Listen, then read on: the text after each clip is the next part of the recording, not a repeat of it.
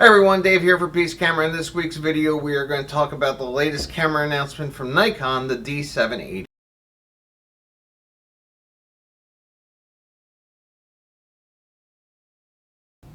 CES just started in Las Vegas, which is the Consumer Electronics Show, the first big show of the year, and Nikon came out of the gate swinging with their rumored camera that that's been talking about coming out, which is the Nikon D780, and I'm calling this a hybrid camera between a D750 and the Nikon Z6.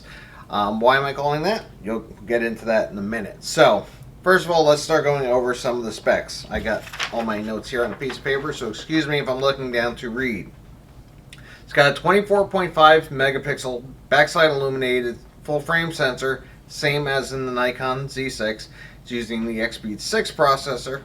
ISO range will go up to 51,200 ISO, expandable to 204,800, but if you ever need to shoot that high, then wait another time to shoot, because I'm sure that's going to be noisy as all heck. You can shoot up to 7 frames per second, full resolution RAW, and now you can shoot up to 1/8,000th of a second on the shutter speed, which you did not have before on the 750. Using the electronic shutter, you can shoot up to 12 frames per second. Now here's where we start getting into what I'm calling like the hybrid ways. So using the optical viewfinder, just like your traditional DSLR, you have a 51-point autofocus system with 15 cross type AF. Now if you want to flip that mirror up and go using the rear LCD screen on the back, because there's no electronic viewfinder, so you just have the viewfinder on the LCD screen on the back, is where you get a 273-point hybrid autofocus system with 90% coverage. Continuous AF in video, so same as the Nikon Z6. And here's a first in the DSLR, eye autofocus, so you'll have IAF in a regular DSLR, which I think is pretty good to have.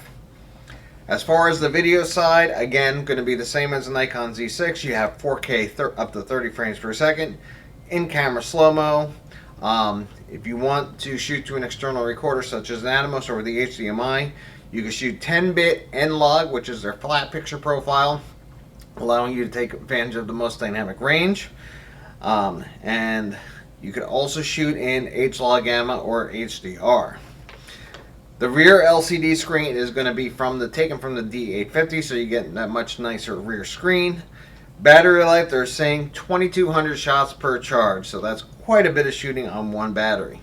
You also now get 2 UHS 2 card slots, SD card slots, so that is going to be great. You'll have your backup card slot for the pros that want that, where the Z6 only has, and Z7 only have the 1 card slot.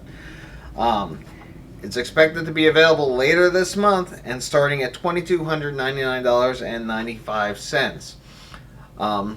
From what I'm reading, they're still going to keep the D750 in the lineup, so if you want to purchase a regular D750, you'll still be able to do so. I'm sure it's going to be a little bit more of a discounted rate at this point. But if you want to have the dual card slots and you want to have that mirrorless functionality using the live view mode, then this might be a step-up camera for you. Now, the next question that we want to know is this going to be the last of the DSLRs? We know Nikon has the D6 coming out later this year, which is going to be in time for the Olympics. But after that, I don't think we're going to hear anything more on the DSLR line. I think they're going to shift all their technology into the mirrorless, because obviously that is the future. The leaps in technology, are much greater in the mirrorless field than they are in the DSLR field, which are just small incremental upgrades, where mirrorless, every time a new mirrorless cameras now, say from Sony or Fuji, what you get is so much better every year. So I think this is going to be kind of the last of the DSLRs. They're eventually just going to be dying. I think the same from Canon as well. They did just announce the 1DX Mark III, which is their pro camera. That's probably also because the Olympics are coming up, so having their new pro camera in the lineup is going to be good for them. But again, I think that's going to be the last from them as well.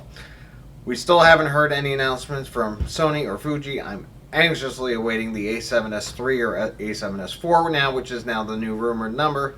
Hopefully before CES ends, we'll have an announcement from them, as I've been waiting anxiously for that camera for a very, very long time. So that's going to do it for this week's video. If you like this video, please do hit the like button. It really does mean a lot to us. Subscribe to the channel if you haven't already, as I put out new videos every single Friday. And leave a comment down below. Let me know what your thoughts are on the new Nikon D780 and what your thoughts are on the future of DSLRs. Are they dead? Are they still going to make them? I'd like to know your opinion down below. That's going to do it for this week's video, and I'll see you all next week.